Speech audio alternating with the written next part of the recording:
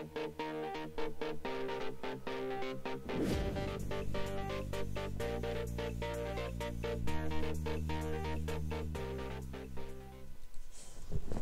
시간은 제29강 헬레니즘 시대 윤리입니다. 한번 같이 시작해 보도록 하죠.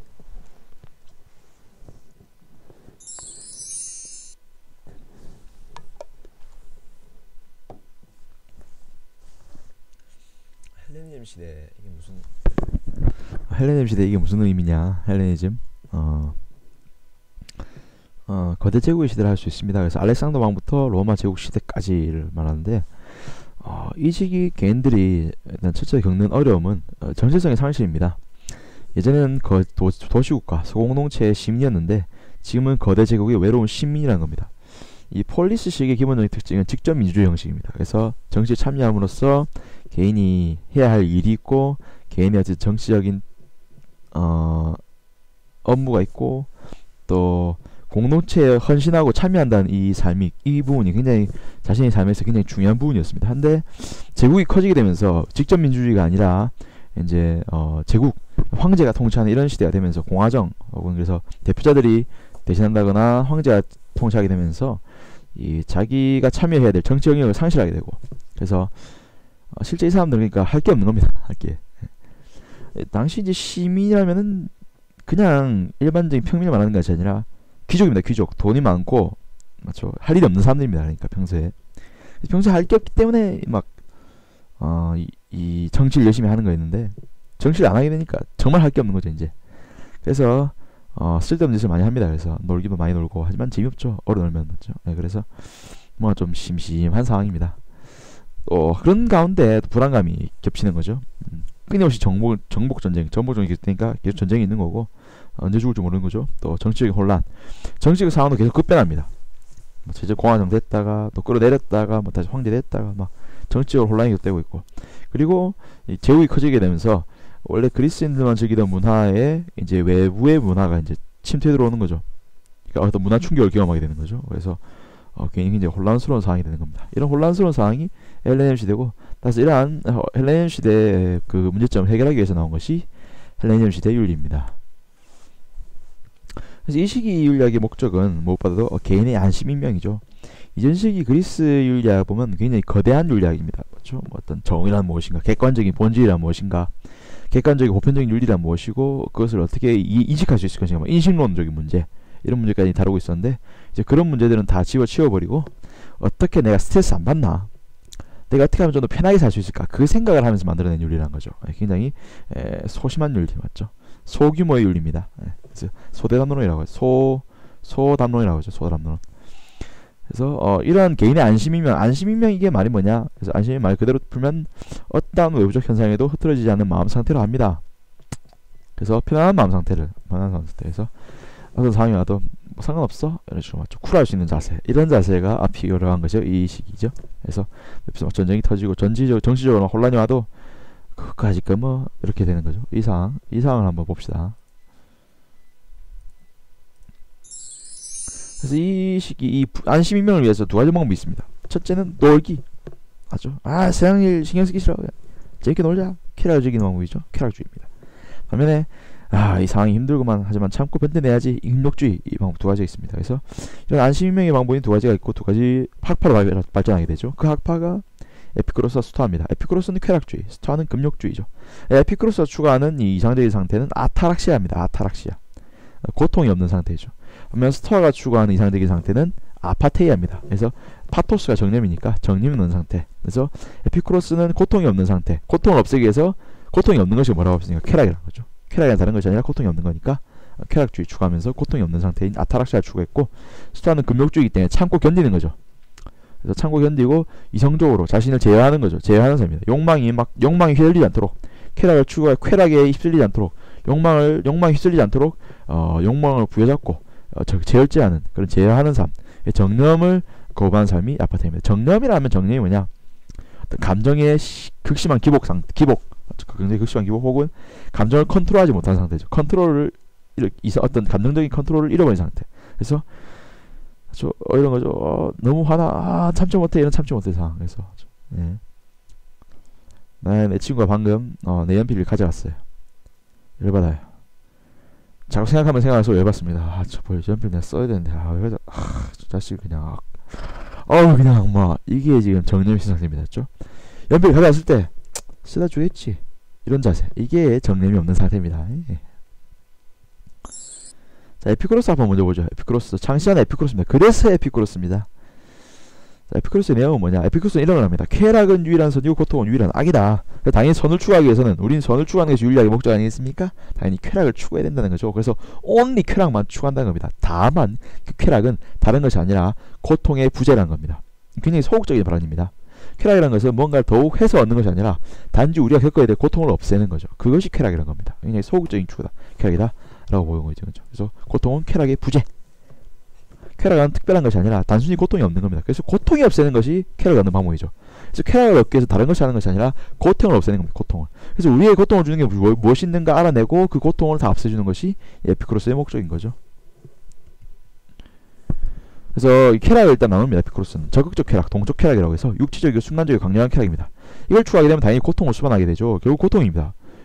아까 말했지만 에피쿠로스는 쾌락을 추구하기 위해서 고통을 없애는 겁니다. 그렇다면 당연히 적극적 쾌락은 추구해서는 안 되는 거죠. 고통을 주니까. 그렇다면 어떤 쾌락을 추구해야 되냐? 고통을 안 주는 쾌락. 그게 뭐냐? 소극적 쾌락 혹은 정적 쾌락입니다. 그래서 정신적이고 지속적이고 밋밋한 이런 쾌락이 고통이 없고 지속되기 때문에 진정한 쾌락이라는 거죠.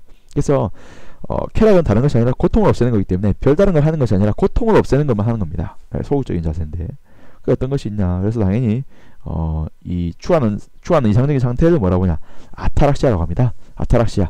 보통 이 그리스에서는 아가 아마도 아마가 낫의 뜻이에요. 낫. 뭐가 없는 상태라는 거죠. 그래서 아타락시아는 타락시아가 없는 상태, 즉 고통이 없는 상태입니다. 그래서 당연히 아까 말했듯이 이 쾌락이란 다른 것이 아니라 고통만 없애는 거기 때문에 고통만 줄여주면 그게 쾌락적인 삶이니까 더욱더 쾌락을 추구하다 보면 더욱더 고통이 되니까 딱 적당한 선을 지켜야 된다는 거죠. 그래서 어떤 삶을 사냐? 활락의 삶, 쾌락의 삶을 즐기는 것이 아니라 검소하고 소박한 삶을 추구한다는 거죠. 그래서 배고프면 안 되죠. 배고프면 고통이지 않습니까? 그러니까 먹긴 먹는데 배부르면 안 되잖아. 또 배부르면 또 고통이야. 그러니까 적게 먹는 거죠. 적게 먹는 삶. 그리고 사람들이 돈 많이 벌고 출세하려 해요. 출세하면 이것도 고통스럽습니다. 뭐 정치적인 문제 때문에 맨날 골머리 썩게 되고 그래서 은둔합니다. 혼자 사는 거. 혼자서 이렇게 조용히 처박혀서 정치적인 거에 관여 안 하고 사는 겁니다. 맞죠? 네. 또 모르는 사람들 자꾸 만나가지고 파티하면 됩니까? 안 됩니다. 파티는 파티야. 파티 때 맞죠? 후유증이 심하죠. 술 먹으면 맞죠? 머리 띵하고 맞죠? 돈 많이 나가고 맞죠? 안 좋단 말이야. 이거는 쾌락이 아니라 고통이란 말이야. 그래서 고통을 없애는 정도, 심심하지 않을 정도. 어떻게 안 심심하면 됩니까? 친구 만나서 담소 나누면 되죠. 심심한 거 고통이잖아. 심심한 걸 어떻게 없애? 친구 만나서 얘기 나누는 거죠. 이게 친구가 요 정도 중시하는 거죠. 딱 보면 알겠지만 고통을 없애는 정도만 딱 하는 겁니다. 더 이상 하면 그건 또 고통이 되니까. 알겠죠? 네. 이런 소극적인 쾌락을 주겠다. 또 하나 문제. 아무리 고통을 다 없애려고 해도 우리 인간이 근본적으로 갖고 있는 고통이 하나 있습니다. 고통에 대한 두려움이 있죠. 두려워해야 되는 두려움이 뭡니까? 죽음이라는 거죠. 죽음. 우리 인간은 태어나면서부터 두려움을 갖고 있습니다.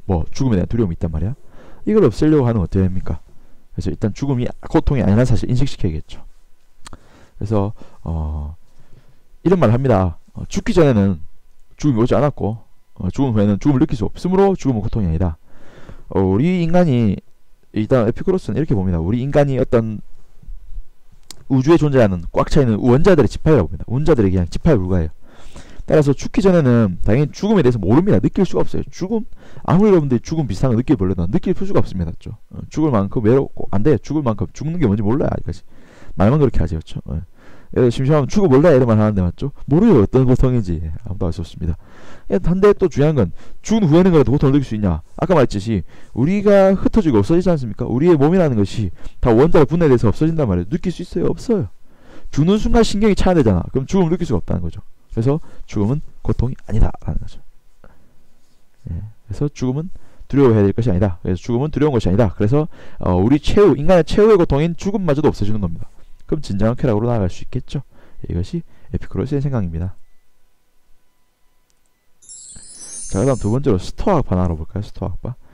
스토아학파는 왜 스토아학파냐? 스토아학파 먼저 얘기해봅시다. 스토아. 잠시만요. 스토아학파 설명이 없네. 스토아학파가 왜 스토아학파냐? 스토아는 스토아 포이킬레란 말이 나왔습니다. 스토아 포이킬레.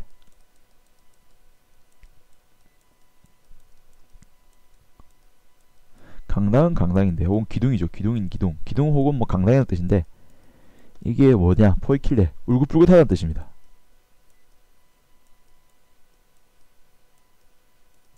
맞죠? 스톱 포이킬레, 울긋불긋하다. 그래서 이 강의를 어디서 했냐면은 여러분 아시겠지만 요 그리스 건축물 한 번씩 봤죠? 이렇게 생겼습니다. 이렇게 기둥이 막 있어요. 그렇죠?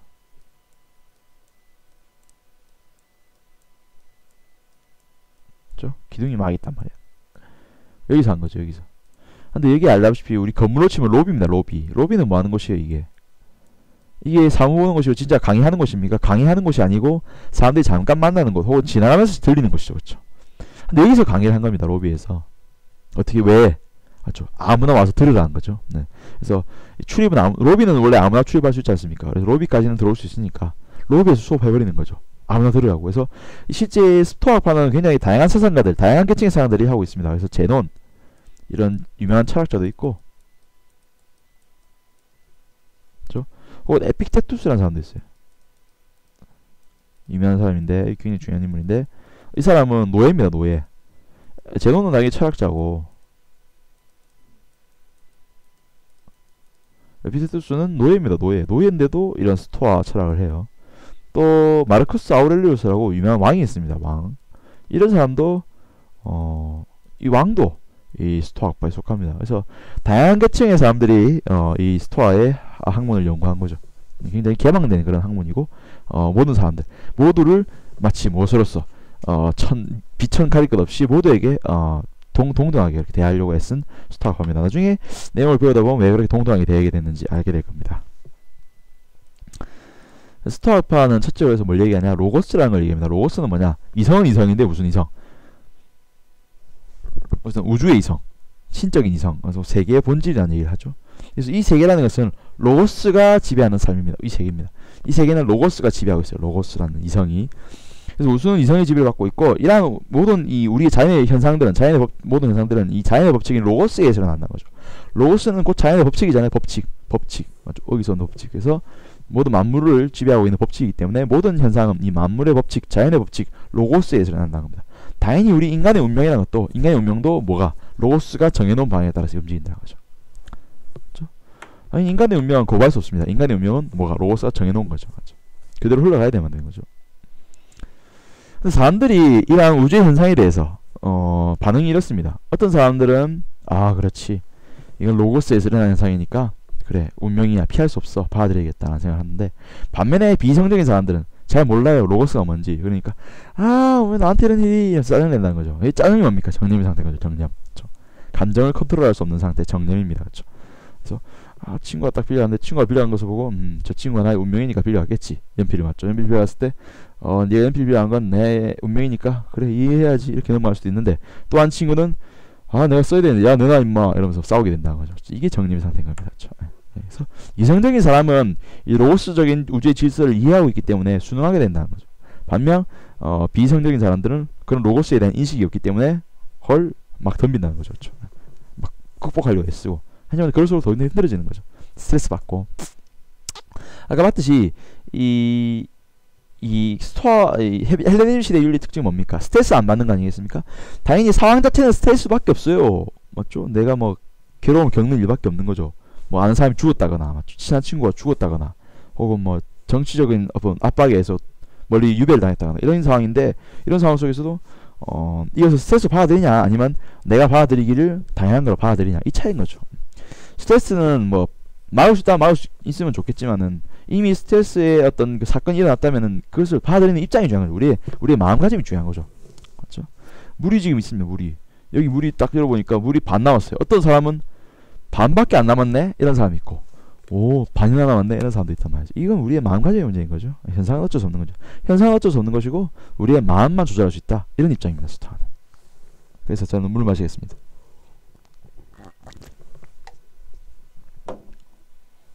자, 그런 내용이죠. 그래서 순응하는 삶. 그래서 이러한 운명에 순응하는 삶이야말로 행복한 삶이라는 거죠. 그걸 행복으로 여겨야 되는 겁니다. 행복이 아니더라도, 어떻게 보면 행복이 아닐 수도 있지만 항상 행복하다 생각해야 된다는 거죠. 그 태도가 중요한 겁니다. 그래서 이러한 정념이 없는 상태, 우리가 감정의 기복에 휩싸이지 않는 상태, 격정에 휩싸이지 않는 상태를 아파테이아랍니다. 아파테이아. 아는 아까 말했듯이 또 낫의 뜻이 있습니다. 파테이아는 파토스에서 말한 말이에요. 그래서 정념이라는 것이 없는 상태. 그래서 아파테이아. 정념이 없는 것. 이렇게 말하는 거죠. 그래서 감정적 동요가 없는 평온한 상태를 말합니다. 그래서 정념은 아까 말했듯이 수동적인 감정. 내가 감정의 주인이 안 되는 거죠. 내가 컨트롤할 수 없는 감정인 거죠. 맞죠? 내가 감정에 휩쓸리는 겁니다. 이것을 정념이라 한다. 그래서 이러한 스토아파는 자연법 사상을 드러내게 되죠. 그래서 아까 봤듯이 로고스라는 것은 우리가 법을 만들기 전에 특이한 게 이전 시기 법이라는 것은 항상 뭐만 생각했습니까? 실제 인간이 만든 법만 법으로 여겼던 거든. 맨 처음 아까 전에 플라톤 배울 때 기억납니까? 정이라는 것도 실제 법으로 생각하고 있었죠. 그 사람들은. 그래서 법이 어찌 보면 이 사람 옛날 사람들 법이라는 것은 항상 뭐라 생각했냐면 사람이 만든 것이라는 생각이 강했어요. 하지만 이제 스토아학부터 뭐가 시작되냐면은 법이라는 것도 실제 알고 보니까 자연에 이미 있는 겁니다. 무엇이? 로고스라는 것으로서. 로고스라는 이성이 만든 거죠. 로고스라는 자연의 어떤 본질이 지배하고 있는 이 법칙이 뭡니까? 자연의 법이라고. 그래서 인간 이성이 존재하기 전부터 이성적으로 생각하기 전에 먼저 인간이 파악하기 전에 인간이 만들기 전에 먼저 자연에는 이성적인 법이 있다. 인간이 만들어내기 전에 로고스에 의한 법이 있다는 거죠. 그게 뭡니까? 자연법인 거죠. 이런 자연법 사상에 근거해서 자연법을 토대로 모든 인간에게 적용 가능한 법을 만들 수 있다라는 생각이 스토아의 생각입니다. 자연의 법이 있으니까 이것은 모든 인류에게 공통적으로 적용되는 법이고 따라서 우리는 인류 공통의 법을 만들 수 있다는 생각이 드는 거죠. 그래서 뭘 만듭니까? 로마 시대는 만민법이 만들어지죠. 만민법. 그리고 근대에는 우리가 법의 근간이 되는 자연법이라는 걸 얘기하는데 그 자연법의 첫 시작이 뭐냐? 스토아인 거죠. 그래서 이전 시기 법이라는 건 당연히 사람이 만든 것이고 그 공동체 내에서만 통하는 겁니다. 법이라는 건 원래 나라마다 다르다고 생각했어요. 뭐 플라톤 시기 이런 때만 해도 법이라는 건 나라마다 다른 것이고 당연히 법이라는 것은 사람이 만든 것일 수밖에 없다고 생각했는데 스토아는 처음으로 법이라는 것은 자연에 존재한다. 이성에 의한 자연의 로고스에 의해서 존재하는 법이 있고 이것은 우리가 인식해야 되는 문제다. 그렇죠. 따라서 우리 인간마다 다른 법이 나라마다 다른 법이 있는 것이 아니라 모든 나라에 동통으로 적용되는 그런 보다 근본적인 법, 상위의 법이 있다. 그게 자연법이다. 따라서 이런 자연법은 나중에 뭘로 쓰이냐? 사회계약서에 쓰인다. 사회계약서에. 홉스로 그루소 때 다시 쓰이게 됩니다. 자연법은. 그런 내용을 한번 살펴봤고. 그다음 아까 봤듯이 이 로고스라는 거, 이성이라는 거는 황인종만 갖고 있는 겁니까? 백인종만 갖고 있는 겁니까? 흑인종만 갖고 있는 거예요? 아니에요. 황인, 백인, 흑인 가릴 것이 모두 다 이성을 지닌 존재란 말이야. 따라서 모두 이성적 존재이고 따라서 모두 동등한 존재이고 심지어 그 이성이라는 것은 당연히 로고스로부터 나온 것이니까 모두가 로고스의 자식인 거죠. 모두가 형제인 거죠. 그렇죠? 우리가 지닌 이성은 모두 로고스로부터 나온 것이고 따라서 우리는 형제인 겁니다. 따라서 만민이 평등한 겁니다. 모두 이성적 존재니까. 그래서 만민평등주의 혹은 사해동포주의. 사해. 내면의 바다. 그러니까 그냥 모든 세계죠. 전 세계가 뭐다? 동포다. 이런 얘기. 그래서 만민평등주의, 사해동포주의를 주장하게 됩니다. 그리고 당연히 이 국가라는 것도 우리 거대 로마 제국이라는 것도 실제 많은 사람들이 외면했단 말이야. 우리 내 고향 같지가 않아. 왠지 딴 나라 같아. 맞죠? 원래 내 고향은 조그만 소규모 국가였는데 그게 해체되고 거대 국가가 되니까 왠지 국가에 정이 안 생기는 겁니다. 맞죠? 한데 아니라 지금 너희들 느끼겠지만 이 세계 자체가 거대한 하나다. 로고스로 연결된 하나. 따라서 당연히 이 세계 전체가 곧 너의 고향이고 너의 공동체다. 따라서 이제는 침묵하지 말고 나와서 열심히 참여해라 라는 얘기죠. 그런 얘기입니다. 이 세계 자체가 로고스로 연결된 거대한 하나입니다. 우리는 전에 소규모 공동체 살았기 때문에 그게 익숙한 거죠. 그게 고향 같고. 하지만 지금은 이 전체가 하나의 너의 공동체니까 이제는 그 공동체에 헌신해야 된다. 그래서 뭘 주장하냐? 세계 시민주의. 시민이라는 의미, 정치 참여를 의미하죠. 정치 참여. 시민과 다르죠. 시민은 지배만 당하는 사람을 시민이라고, 시민은 지배하기도 하는, 즉 참여하는 사람을 시민이라 합니다. 그래서 세계적인 시민이 되라 라는 얘기입니다. 아까 봤겠지만 제국이 되면서 시민적인 참여형이 많이 줄어들었거든요. 그래서 많은 사람들이 정치적으로 소외받고 있었는데 아니다. 충분히 나올 수 있다. 나와서 정치에 임해라 라는 얘기를 하게 됩니다.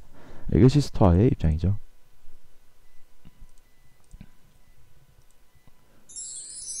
자, 이제 오늘 스토아 에피쿠로스 정리해볼까요? 자, 우리 두 가지 학파, 헬레니즘 시대, 헬레니즘 시대의 주요한 어떤 목적은 뭡니까? 개인의 안심이며 마음을 편하게 하는 거죠. 그래서 마음의 안심을 주는 것은 둘 다 똑같은 목표인데 한쪽은 쾌락주의고 한쪽은 금욕주의죠. 그렇죠? 쾌락주의 학파를 에피쿠로스랍니다. 금욕주의 학파를 스토아라 하죠. 그래서 에피쿠로스 추구하는 이상적인 정신 상태를 뭐라냐? 아파테이아랍니다. 아파테이아. 죄송합니다. 아타락시아입니다. 아타락시아. 타락시아가 뭔 뜻입니까? 고통이고. 아는 없는 것이니까 고통이 없는 거죠. 그래서 무조건 고통을 없애야 된다 봅니다. 따라서 고통을 없애기 위해서는 고통이 될 만한 것들을 모두 제거해야 되죠. 맞죠? 예. 실제 쾌락주의지만 쾌락은 다른 의미가 아니라 고통의 부재니까 쾌락을 얻는 것은 다른 것을 하는 것이 아니라 고통을 없애는 겁니다. 그래서 우리가 뭔가를 안 먹고 안 자고 있을 때 얻는 고통도 있겠지만 또 너무 자고 너무 먹어서 얻는 고통도 있겠죠. 그런 것들을 모두 제거하고 굉장히 검소하고 소박한 삶을 사는 것이, 절제하는 삶을 사는 것이 에피쿠로스의 삶입니다. 스토아는 금욕주의지 않습니까? 그래서 뭔가 쾌락 혹은 정념에 휩싸이는 것을 거부합니다. 정념이 없는 상태. 이걸 뭐라 합니까? 그렇죠. 파테이아란다. 파테이아는 정념의 뜻이고 아는 없는다는 뜻이니까 정념이 없는 상태죠. 그렇죠. 정념이 없기 위해서는 우리가 감정을 컨트롤할 수 있어야 됩니다. 따라서 감정을 컨트롤하기 위해서는 어떤 사건에 대해서 화를 내거나 막 분노를 일으키기보다는 그래 어쩔 수 없지 하는 이런 수능적 태도, 받아들이는 태도, 그러니까 나의 감정적인 상태를 항상 추스릴 수 있는 그런 이성적인 마음 상태를 가져야 된다는 겁니다. 그것이 아파테이아인 거죠. 그래서 둘 다 결국 삶이라는 건 비슷합니다. 그 사는 삶은 어찌 보면 겉모양 보면 비슷합니다. 절제하고 참고 조용히 사는 삶. 하지만 여기 보면 그 근원이 다른 거죠. 금욕주의나 쾌락주의나 추구하는 주의나 다르고, 또 특이한 건 에피쿠로스는 은둔적인 삶을 추구하지만 스토아는 세계 시민적인 정치 참여적인 삶을 추구한다. 이게 좀 차이점이 되겠죠. 자, 문제 한번 풀어봅시다. 먼저 풀어보세요.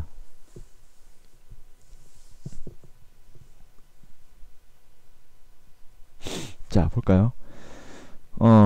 우리가 우주적 인과관계와 자연법칙을 깨닫는다면 우주적 인과관계, 자연법칙, 이거 왠지 로고스적인 느낌이 나죠? 개개인의 이성, 보편적 이성. 보편적 이성, 이게 뭡니까? 이게 로고스네. 나와있네요. 답이 하나. 땡 나와있네. 보편적 이성. 이때 우리는 어떤 상황에서도 동의하지 않는 정상태. 이게 뭡니까? 이걸 뭐라고 하죠? 파테이아란다. 인간은 누구나 즐거운 삶을 원하는데 진정한 즐거움은 호황된 욕심을 갖지 않음으로써 마음의 불안이 없고 몸의 고통이 없는 편안한 상태를 의미한다. 진정한 즐거움 밑에다가 쾌락이라 적어볼까요? 쾌락주의죠. 그래서 호황된 욕심을 갖지 않으면 마음의 불안이 없고 몸의 고통이 없는 상태. 이 마음의 불안이 없고 몸의 고통이 없는 편안한 상태를 뭐라 합니까? 타락시아라고 하죠. 그래서 가는 스토아, 나는 에피쿠로스죠. 자, 문제 한번 풀어봅시다. 가는 이성을 통해 정해진 운명의 개척 아니죠. 수능해야겠죠. 나는 검사하면서 절제하는 윤리적 삶을 강조한다. 맞죠. 가는 욕구의 실현 아니죠. 욕구의 제거가 필요하죠. 나는 정념의 극복, 뭡니까? 이거는 스토아적인 내용이죠. 나가 아니네요. 가네요. 그렇죠. 가나는 사회적 공감을 바탕으로 행위를 중시한다. 이런 내용은 전혀 배운 적이 없죠. 일단 중요한 건 나는 사회적이지 않습니다. 기본적으로 나는 은둔적이죠. 그렇죠. 은둔적이다. 가나는 인간적 표현성의 자아를 통해, 나는 아니죠. 이 부분은 가에만 해당되는 내용이죠. 스토아에만 해당되는 내용이죠. 그렇죠? 자, 답은 2번이다 라고 알 수 있겠죠. 자, 오늘은 그래서 헬레니즘 시대 윤리, 스토아 학파와 에피쿠로스 학파에 대해서 배워봤습니다. 여러분들 공부 윤리가 많이 어렵다는 소문이 들리네요. 책임을 동감하고 있습니다. 열심히 하시기 바랍니다.